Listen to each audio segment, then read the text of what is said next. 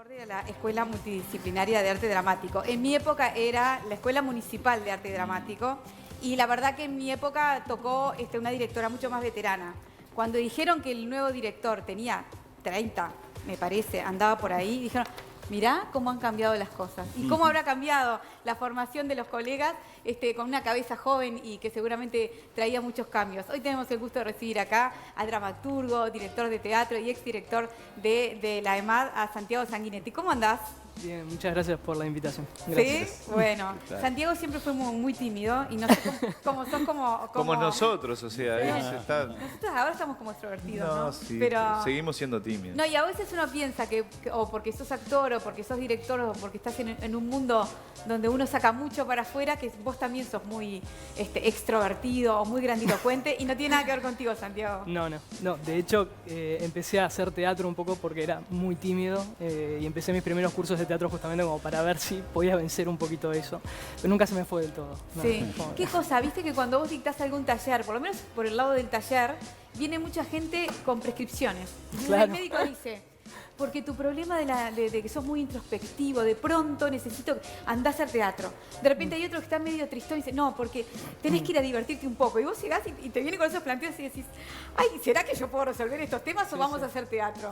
¿No? Hay una frase divina de un director argentino que se llama Ricardo Bartís, que dice que uno hace teatro no para ser otras personas, sino para dejar de ser un poco uno. Mirá. O sea, siempre me gusta como pensar en esa frase o en decir, bueno, hoy voy a descansar de esta timidez, voy a descansar de esto y voy a probar otra cosa, en este ratito que dura o la clase o la obra o lo que sea. Sí, claro.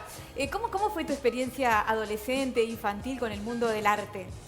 ¿Tu vinculación? Arranqué primero en un taller de teatro en el Liceo 32, yo iba al Liceo 32, ahí en Carlos Roxlo, un taller de teatro con un docente que se llama Carlos Rodríguez, organizado por Teatro en el Aula. Después de ahí pasé a Liaba también como estudiante, hice otros cursos también con Carlos, con Álvaro Pozzolo. Después hice teatro en el Centro Juvenil El Puente, ahí en la calle Miguelete. La profesora que teníamos en ese momento nos contó que existía algo que se llamaba el Margaritón. Así. Que era una fiesta organizada por los estudiantes, donde los estudiantes durante una semana ocupaban la EMAD y hacían talleres y hacían cualquier cosa. Entonces yo conocí como estudiante de sexto de liceo en ese caso la escuela, me encantó la locura que vi. Me preparé para la prueba al año siguiente, ahí entré y no lo abandoné más. ¿Y tu familia? ¿Había algún vínculo con el arte? Porque a veces uno pega por ese lado y de repente los padres son médicos, no tienen nada que ver. No, sí. Bueno, a ver, las dos cosas. Mi madre trabajaba como secretaria en el Ministerio de Ganadería, pero los lunes de noche hacía teatro en el Juventus, en el Club Juventus. Claro. En el caso de mi padre es ingeniero agrónomo, pero salía en Murga, en 33, en Tirate que Arenita, entonces algún componente con el arte siempre había. Mi abuelo también era vendedor, pero pinta. Mi hermana es maestra, pero canta. Siempre hay algo ahí vinculado al arte en mi familia. Claro. Pero también sos docente. Sí, de literatura. Estudié en el IPA y trabajo también como docente, tanto de teatro como de literatura, ahora mayormente de teatro.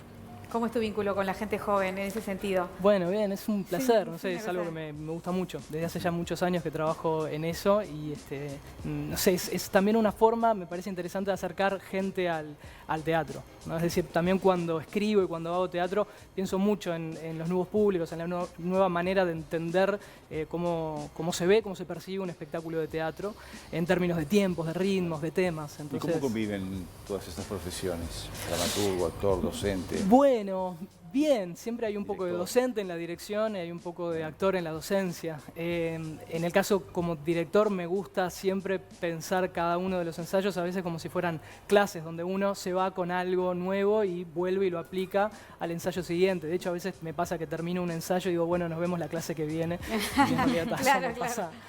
no me pasa dando clases, nunca digo, nos vemos en el próximo ensayo, pero sí dirigiendo algún espectáculo. ¿Haces un trabajo de mesa importante antes de montar el espectáculo? ¿Por eso mismo de que te querés llevar algo? ¿O lo tuyo es absolutamente experimental en campo? Es decir, trabajemos y también recibís del actor. En general, en los espectáculos que yo dirijo, yo los escribo antes, entonces son muchos meses de pensar la obra en mi cabeza y en el escritorio. Si bien hay muchas formas de trabajar, la forma que a mí me sienta mejor es esa. Yo escribo, tengo el espectáculo pensado y una vez que lo voy a trabajar con los actores ya nos ponemos a trabajar rápidamente. Ya sabés qué es lo que querés, o sea, Sí. podés variar en algo, ponele, pero... Y en todo caso tratamos de descubrirlo, si hay algo que no sepamos, en conjunto con el resto del elenco, pero en el trabajo. Por supuesto que siempre van apareciendo dudas, pero trato de que esas dudas se solucionen o haya luz en el trabajo más físico, corporal y directamente de puesta en escena, más que un trabajo previo conceptual, que creo acompaña permanentemente todos los procesos de trabajo. Es como que no es, bueno, primero una parte teórica y después vamos al trabajo práctico, sino que el trabajo práctico de por sí ya va teniendo consigo, va trayendo consigo la reflexión. Hay una visión respecto a eso que decís cada vez que estás escribiendo, cada vez que estás pensando, que te viene a vos una idea. ¿Hay una visión a la que te enfocás con cada obra? Bueno, sí, siempre hay como una intención de buscar como dónde va a estar el núcleo de lo teatral en cada obra de teatro. Más allá de los temas, que por supuesto siempre están, son inherentes a la persona. Yo cuando escribo con determinadas preocupaciones, con determinadas sobre todo interrogantes, más que pensando específicamente en cuáles son las respuestas a esas interrogantes. Y esa es una manera bastante libre de crear. Hay un dramaturgo argentino que dice: uno no puede enseñarle a nadie el concepto de libertad en una obra de teatro, lo que sí puede hacer es ser profundamente libre escribiendo y predicar con el ejemplo de libertad, digamos. O sea, hay algo de eso. ¿Cómo fue? Perdón, Dani, no, que estabas cerrando esta preguntar, dale. Lo que te quería preguntar, digo, es claro la acción docente cuando estás en un taller de teatro, ¿no? Pero ¿cómo incluís lo artístico, por ejemplo, en la docencia? Hay como si es una... que lo incluís. Sí, a ver, es natural. Yo creo que todos los docentes, más allá de que tengan o no formación teatral, siempre son un poco actores en frente a una clase. De hecho, una de las primeras clases de teatro en cada uno de los cursos es la definición de teatro. Y la definición de teatro, lo dice Peter Brook, es una persona pasa por delante de otra mientras esa otra persona la mira, ¿no? A eso nosotros le sumamos el concepto de ficción. Bueno, hay un pacto ficcional entre quien está mirando, sabe que lo que está recibiendo no es verdad, entra dentro del concepto de ficción, y quien está proponiendo esa ficción es consciente de esa misma propuesta de ficción. También decimos, bueno, ¿a qué se parece eso? ¿Y se parece al acto de estar en una charla, en una conferencia o también en una clase? Bueno, ¿cuál es la diferencia? La ficción. Pero es un aspecto de toda la definición de teatro, solamente uno muy específico. Es decir, que hay mucho de parentesco entre una situación y la otra. Claro. ¿Cómo fue la experiencia como director de la EMAD? ¿Porque te cansó? Sí. Digamos.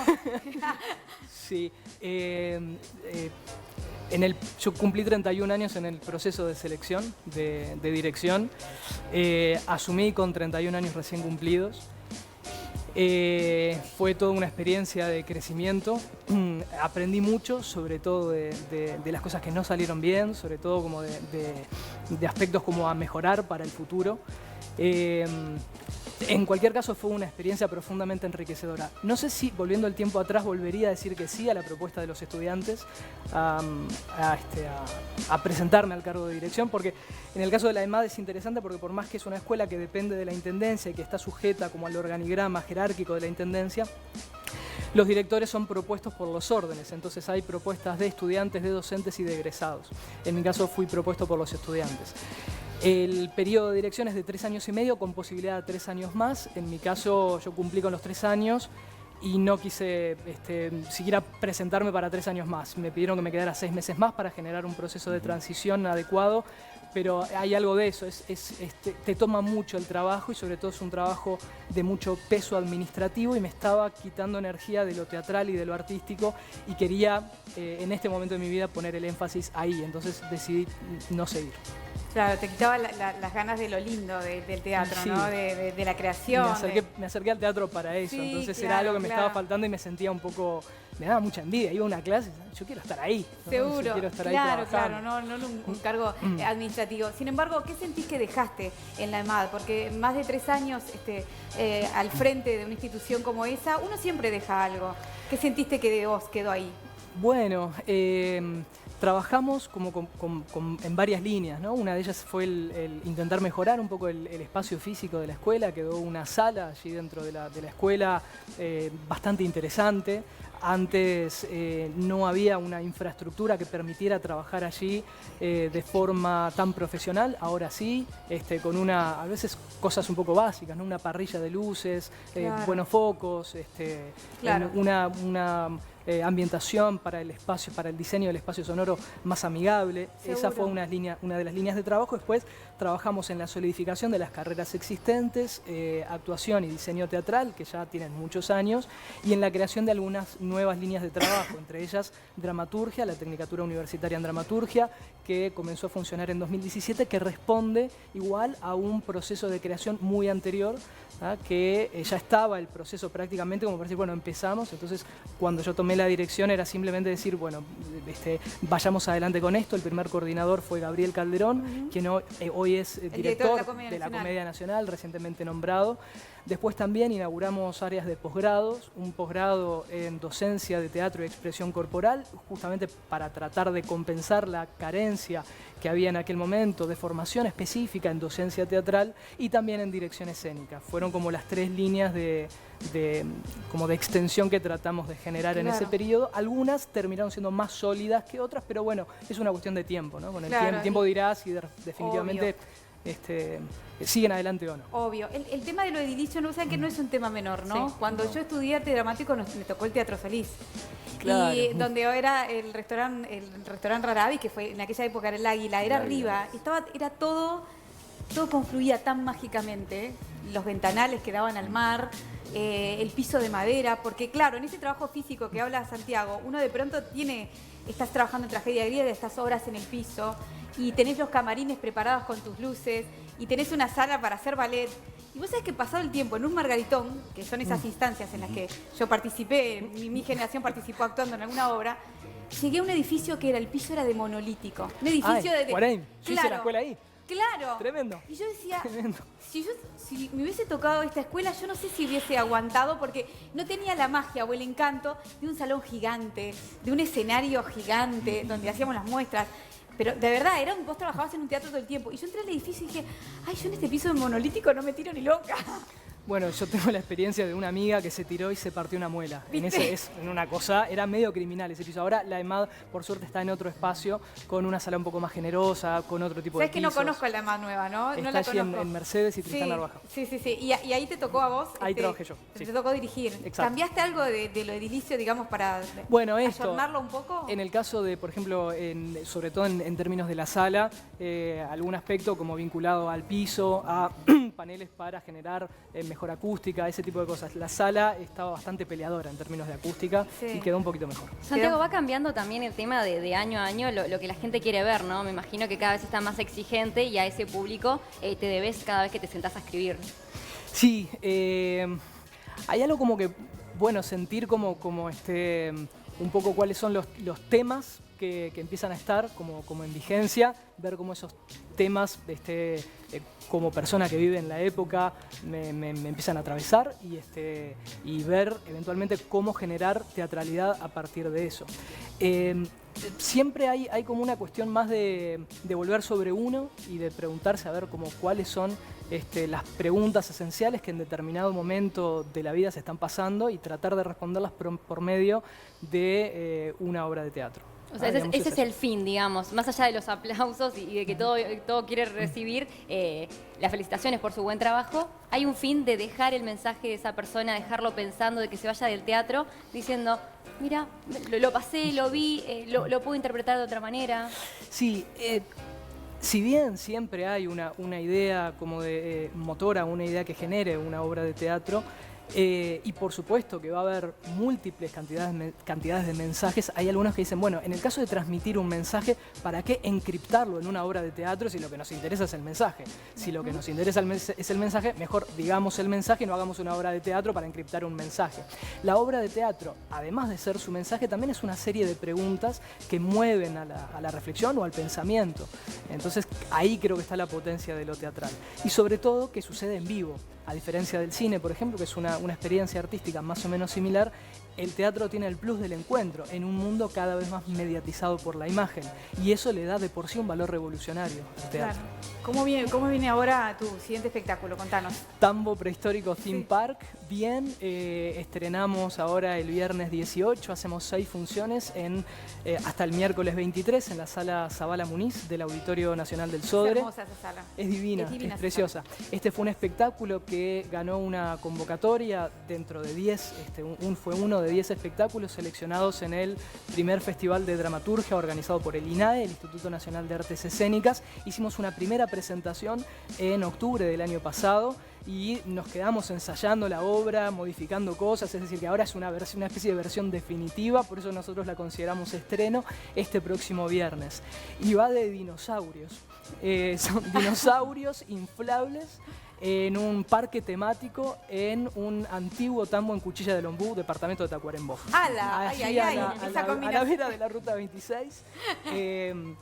Allí hay un hallazgo de huellas de dinosaurio, es uno de los hallazgos más importantes en el Uruguay, hay muchos en San José, pero este de Cuchilla del Ombú es de los más importantes.